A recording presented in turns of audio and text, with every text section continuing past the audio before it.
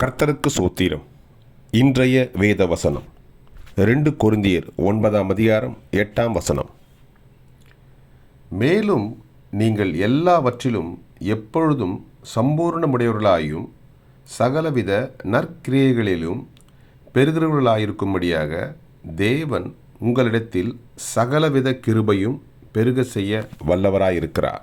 ஆமென். 2 கொரிந்தியர் 9ஆம் அதிகாரம் 8ஆம் வசனம்.